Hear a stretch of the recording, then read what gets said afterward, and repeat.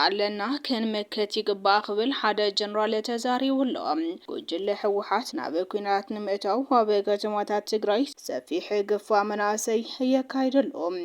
ኣብ መንጎ ላዕለዎት ኣመራርሓ ውድብ ናጽነት ትግራይ ተሓብዮ ዝነበረ ኣፈላላይ በግልጽ ወፂኡሎም መከላከያ ሰራዊት ሕዝቡን ይሕግዘና ኣሎ ክብል ኮሎኔል ደመቀ ዘውዱ ተዛሪቦም ኢትዮጵያ ንግብጺ ኣፍደገ ባሕሪ ንናይ ምርካብ ጻዕሪ ትዕንቅፈላ ክትብል ከሲሳ ዘብሎን ካልኦት ሓደሽቲ ሓበሬታታት ሒዝናልኩም ቀሪብና ኣለና። ክሳብ መወዳእታ ዜናና ላይክ ሼር ሰብስክራይብ በመግባር ክትከታተሉ በኽብሪ ንዕድም። ጽላዓለና ክንምክተለና ክምክታለኒ ኣብ ዝብል ዝተማልአ ኣተሓሳስባ ክህልወና ይግባእ ክብል ዋና ኣዛዚ ግንባር ደው ጀነራል ጆን መዲድ ገሊጹሎም። ጀነራል ጆን መዲድ ኣብ ዓቕሚ መዕበይ ስልጠና ኣመራርሓ ኣርሚ 33 ተረኺቡ ጽላእቲ ህዝቢ ትግራይ ንምጥፋእ ብውግእ ዘይኮነሎም ምዃኑ ተረዲኦም ንስልጣን ንጥቕምን ኢሎም ህዝቢ ትግራይ ተዳኺሙ ተስፋ ቆሪጹ እዩ ሕዚ ነጥፋዩ ዝብሉ ባንዳታት እዮም እንባዕልኩም እናዋጋእና ኢና ንስዕሮም እናበለም የለፋልፎም እዩ ዘሎ ክብል ተዛሪቦም ሰራዊት ትግራይ ይኹን ካልኦት ብሄራዊ ረብሓ ትግራይ ንምሕላው ደው ዝበሉ ናይ ምኽት ሓይልታት ግን ጽንዓት ሳላ ዝተቃለሱ ኣሰላልፋ ሓይልታት ክቀያየር ትግራይ መሓዙት ክተጥሪ ኣኺል ዋይ ዝበለ ጀነራል ጆን መዲድ ምስ ዝተሰዓረ ዝስለፍን ዝጻመድን ኣይመሃለወናን ኢሎም ኣብ ውሽጢ ዓዲ ይኹን ኣብ ወጻኢ ዘሎ ኩሉ ኣንጻር ጨፍጫፍ መንግስቲ ብልጽግና ክቃለስ ናይና ምኽተ መሰረት ኮይኑዎ ኢሉ ኣብ ባይታ ዘየለፍ ኸራድ ማስሚዕሎም በተወሳኺ ሕዚ እቲ ስርዓት ተረዲእዎሎም ኩሉ ኣንጻሩ ተላዒሉ እዩ እዚ ንዓና ዓብዪ ትርጉም ኣለዎ ዝበለ ጀነራል ጆን መዲድ እዚ ንምፍራስ ጽላኢ ለይቱን ቀትረን ይሰርሕ ከም ዘሎን እቲ ጽምዶ ድማ ንድሕሪት ኣብ ዘይምለሰሉ ብርኪ በፂሑ ኢሎም ኩነታት ዓለም ከባቢናን ጽላእትን ሕዚ ዝተለወጠ እዩ ኣሰላልፋና ይቀያየር ዘሎም ጥላይ ዘለዎ ዓቕሚ ናይ ቴክኖሎጂ ኣጽዋር እዩ ዝበለ ጀነራል ጆን መዲድ ብቴክኖሎጂ ጥራሕ ዝረጋገጽ ዓወት የለን ውግእ ይኹን ዓወት መወዳእታ ኣብ መሬት እዩ ዝውዳእ ኢሉ ፈኪሩሎም ጀነራል ጆን መዲድ ውሽጣዊ ጸገማት ትግራይ ኣብ ዝተንተነሉ እዋን ኣብ ትግራይ ናይ ተሓሳስባ ወያነ ወይ ከዓ ለውጢ ክመጽእ ክስራሕ ኣለዎ ዝብል ሓሳብ ሂቡሎም ከም ማሕበረሰብ ዝነበረና ክብርታት ዘውርድ ዝተፈለየ ናይ ሕማቕ ኣተሓሳስባ ተሸካሚ ምዃኑ ዝረኣየሉ ኩነታት ኣሎ እዚ ክንርሞ ዘለና ካበይ ከም ዝመጸና ዘይፍለጥ ዕዳዩ ገዚና ኣብ ምጽያፍ ይኹን ካልኦት ሕማቓት ኣብ ምቅላስ ዘለና ድኽመት ክንርሞ ይግባእ ኢሎም ጽላዓለና ክንእከበለና ክንምክተለና ኣነ ክምክታለኒ ኣብ ዝብል ዝተማልአ ኣተሓሳስባ ክህልወና ይግባእ ኢሎም ከም ዝፍለጥ ጀነራል ጆን መዲድ ሓደ ትውልዲ ንመስዋዕቲ ክዳሎ ኣለዎ ክብል ተዛሪቦ መንባር እውን ይዝከር እዮም ንመስዋዕቲ ዝኾን ትውልዲ ወይ ወለዶ ክውፈኽር ኣሎ 50 ዓመት ድዩ 100 ዓመት ድዩ 60 ዓመት ድዩ ብዘይግድስ ሓደ ወለዶ ግን ነዚ ክዳሎ ክእል ኣሎ ጉጅለ ሕወሓት ናብ ኩናት ንክኣቱ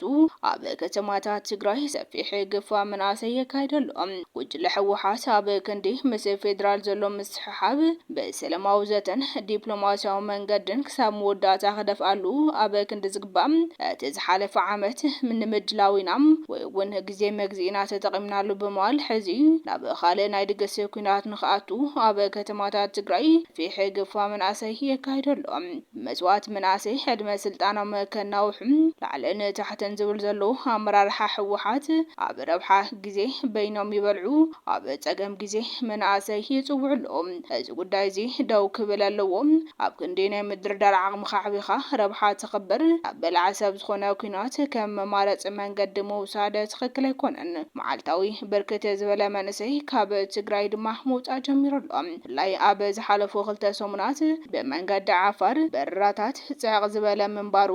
ዘረኸብናዮ ሓበሬታ የመላኽት። ብዋናነት እቲ ኣብዞም መዓልታት ዝምዕብል ዘሎ ግፍ ሓዊሱ ብፍላይ መናእሰይን ወለድን ኣብ ከቢድ ሻቕሎት ዘጥሓለ ኮይኑ ኣሎ። መለስ ተጋደልቲ ካብ ገዛ ከይተረፈም ይህደኑ ከም ዘለውን መናእሰይ ድማ በብኸባቢኡ ዝግነዩ መጀመርያ ናይ መማነት ስራሕቲ ክወሃብ ካብኡ ሓሊፉ ድማ ፃውዒት ግልጋሎት ዝብል ሽፋን ዝዓይነት እዮም ኣንፈት ሒዞም ዝንቀሳቐሱ ኣለዉ። ብፍላይ ከባብታት ማእኸልን ምብራቕን ቀሊል ዘይበሃል መናእሰይ ይነፅጎም ከም ዘሎ ድማ ተፈሊጡ እዮም። ኣብ መንጎ ላዕለዎት ኣመራርሓ ውድብ ናጽነት ትግራይ ተሓቢኡ ዝነበረ ኣፈላላይ ሎሚ ብግልፂ ናብ ኣደባባይ ወፂኡ ኣሎ። ላዕለዋይ ኣመራርሓ ውናት ዶክተር ገብረመድህን ሮምሃይ እቲ ብዶክተር ደጀን መዝገበ ዝምራሕ ውድብ ናጽነት ትግራይ ናብ ቤት ምክሪ ሰላምን ጸጥታን ትግራይ ምእታው ብምቋም እቲ ውድብ ህፁፅ ጉባኤ ንክገበር ፃውዒት ኣቕሪቡ ኣሎ። መከላከያ ሰራዊት ሕዝውን ይሕግዘና ኣሎ ክብል ኮሎኔል ደመቀ ዘውዱ ተዛሪቦም። ኣብ ግዜ ጆኖሳይዳዊ ኩናት ትግራይ ኣብ ትሕቲ ሓይልታት ኣምሓራ ተመስሪቱ ምስ ፋኖን ሻዕብያን ብምዃን ወልቃይትን ሕሞራን ብሓይሉ ዝወረረ የተከዜ ዘበት ተባሂሉ ዝፍለጥ ሕገ መንግስታዊ ተቐባልነት ዘይብሉ ወራርን ተስፋሕፋሕ ሓይልን ሕዝውን ሓደሽቲ ምልመለ ሰራዊት ብሓገዝ መከላከያ እናመረቐ ከም ዘሎን ኣዛዚ ሓይሊ ዝኾነ ኮሎኔል ደመቀ ዘውዱ ገሊጹ ኣሎ። በተወሳኺ እውን የተከዜ ኢትዮጵያ መከላከያ ሰራዊት ከም ዝኮርዕሉን ንዓዲ ይጠቕሙ እዮም ኢሉ ብዙሓት ናይ ፋይናንሳውን ንዋታውን ቴክኒካውን ካልኦት ሓገዛትን ይገብረሎም ከም ዘሎ ገሊጹ ኣሎ። መንግስቲ ፌደራል ምዕራብ ትግራይ ናብ በዓል ዋኑ ህዝቢ ትግራይ ክመልስ ከም ዘይደሊ እውን ብግልፂ ዘርእዮም።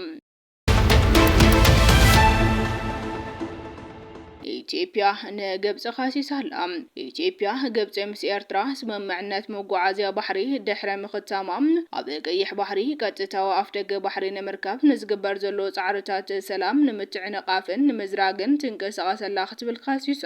ወሃቢ ቃል ሚኒስተር ጉዳያት ወጻኢ ኢትዮጵያ ኣምባሳደር ነቢያት ጌታቸው ብሐሙስ 21 ጉንበት 2026 ኣብ ዝሃቦ ጋዜጣዊ መግለጺ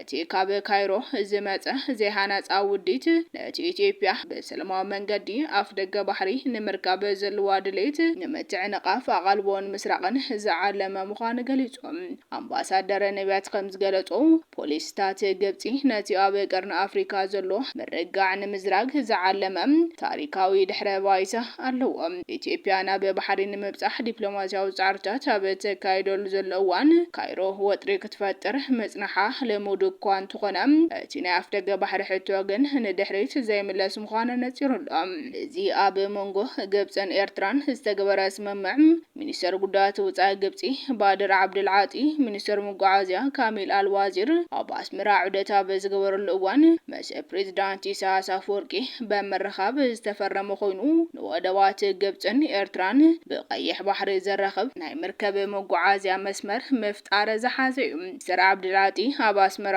ኣብ ዝነበረሉ እዋን ጸጥታን ምሕደራን ቀይሕ ባሕሪ ናይተን ኣብ ገምገም እቲ ባሕሪ ዘለዎ ሃገራት ጥራሕ ፍሉይ ሓላፍነት ክኸውን ከም ዘለዎ ብምግላጽ ኣብ ገምገም ባሕሪ ዘይርከቡ ሃገራት ኣብ ቀይሕ ባሕሪ ምስ ዝተኣሳሰሩ ዝኾነ ይኹን ስምምዓት ናይ ምእታው መሰል ከም ዘይብለን ቀጥታዊ መልእኽቲ ኣሕሊፉ ኣሎ። እዚ ሕዚ ተፈጢሩ ዘሎ ናይ ቃላት ኩናት ነቲ ኣብዘን ዝሓለፉ ዓመታት ቀዳማይ ሚኒስትር ኢትዮጵያ ኣብይ ኣሕመድን ካልኦት ላዕለዎት ሰበስልጣን ወታደራውን ኣዘዝቲ በተደጋጋሚ ዘልዕልዎ ናይ ኣፍ ደገ ባሕሪ ሕቶ መቐጸልታ እዩ። ዝኸበርኩም ተኸታተልቲ ኳሊቲ ሚድያ ሎሚ ዝተዳለዉ ሓደሽቲ ሓበሬታታት ነዞም ዝተኸታተልኩሞም ይመስሉ ነይሮም። ነቲ ሰናይ ምክትታልኩም ኣዝና ኢና ነመስግን። ሰላም